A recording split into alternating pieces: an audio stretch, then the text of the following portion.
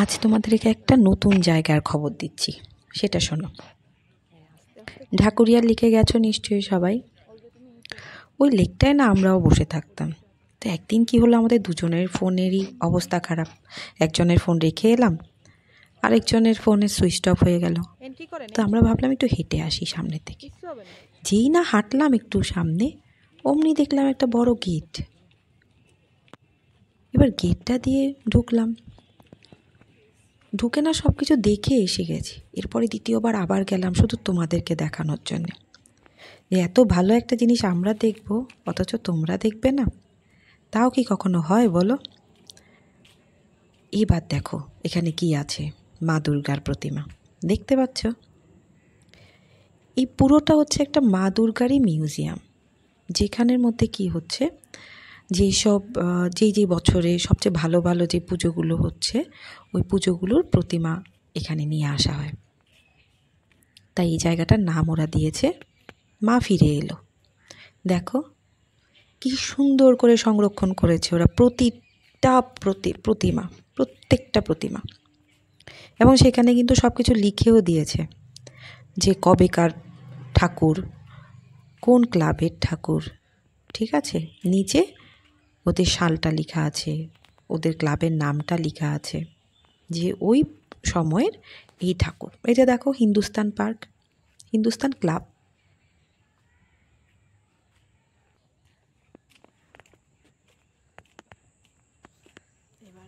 এবার দেখো ঢুকছি আমরা, ওখানে কি লেখা আছে দেখো, মা ফিরে এলো। সত্যি মা ফিরে এলো।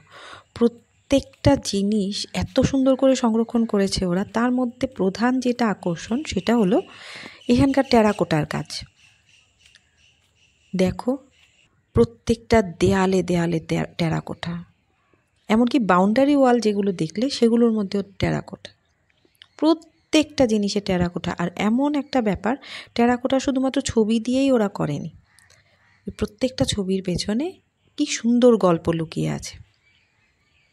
দেখো কি সুন্দর ডেকোরেশন।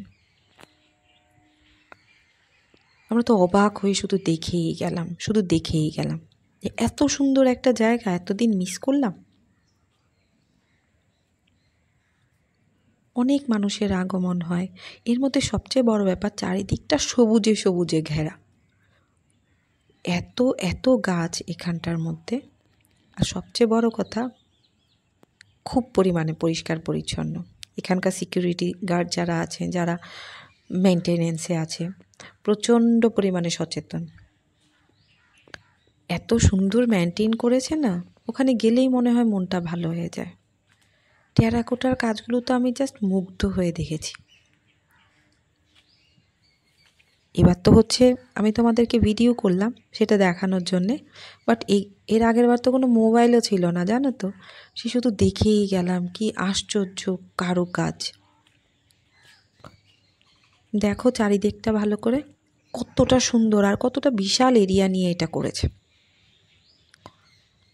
এখানে আছে আবার দেখো আরেকটা ঠাকুর, চলো দেখে আসি।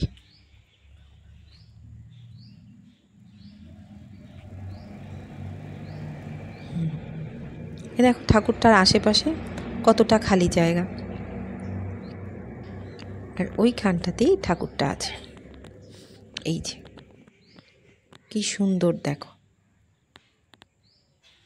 এটাও কখনো না কখনো এই প্রতিমা কোনো না কোনো ক্লাবের হবে, যেটা সুন্দর হওয়ার কারণে আর সেটা সংরক্ষণ করা হয়ে গেল। আমার তো দেখাই মনে হয় শেষ হয় না। তাই আমরা মূল অডিটোরিয়ামে ঢুকতেই আমাদের অনেকটা দেরি হয়ে গেছে। আমি তোমাদেরকে খুব কাছ থেকে দেখাচ্ছি, দেখো কারুকাজগুলো দেখেছ কি সুন্দর। এবার আমরা হাঁটি হাঁটি পায়ে চলে গেলাম অডিটোরিয়ামের দিকে। এখানে এসে তো পুরো চোখ ছানা বড়া। দেখো কত সুন্দর সুন্দর ঠাকুর। যে ঠাকুরগুলো আমাদের লাইন দিয়ে দিয়ে দেখার জন্য দাঁড়িয়ে থাকতে হয়েছে, এমনও হয়েছে আমরা দেখতেই পাইনি, এমনও হয়েছে খুব আক্ষেপ হয়েছে, ইস যদি দেখতে পারতাম। সেই ঠাকুরগুলোই এখানটায় মনে হয় যেন এক পলকের মধ্যে আমরা সকল ক্লাবের প্রত্যেকটা ভালো ভালো প্রতিমা দেখে নিলাম। কিন্তু প্রত্যেকটা প্রতিমা জানো তো এতটা ইউনিক, কি সুন্দর থিম। এটা আলিপুর ৭৮ পল্লীর প্রতিমা, দেখো কি দারুণ মা। এরপরে দেখো আমি প্রত্যেকটা প্রতিমা তোমাদেরকে দেখানোর জন্য রেখেছি। এবার তোমরা বলতে পারো যে এই প্রতিমাগুলো কি সবসময় থাকছে? না, না, বছরের পর বছর মাঝে মধ্যে চেঞ্জ হচ্ছে। মানে কিছু কিছু জায়গায় এমন হয় এতদিন তো রাখা যায় না, তো এর থেকে বেটার কিছু হলো, তখন দু একটা চেঞ্জ হয়ে গেল, ওইখানে আবার নতুন প্রতিমা চলে এলো, এমন করেই হয়। আর এটা যে শুধুমাত্র এখানটায় আছে এমন না, কলকাতার অনেক জায়গাতে এই মা দুর্গার সংরক্ষণ কেন্দ্রগুলো আছে, যেখানের মধ্যে সবচেয়ে সুন্দর যে প্রতিমাগুলো থাকে, মিনিংফুল যেগুলো, সেগুলো সংরক্ষণ করা হয়। দেখো এই প্রতিমাটা দেখলেই মনে হয় পিতলে গড়া, আসলে কিন্তু না, এটা হচ্ছে উপরের ডেকোরেশনটা। কি দারুণ করেছে, তোমাকে কি বলবো। তেমনই শান্ত পরিবেশ, তেমনই পরিচ্ছন্ন, মানে গেলে মনটা শান্ত হয়ে যায়। এবার আমাদের ফেরার পালা। দেখো আমরা টুকটুক টুকটুক পাই, পুরোটা দেখে বাড়ি চলে এলাম। টাটা।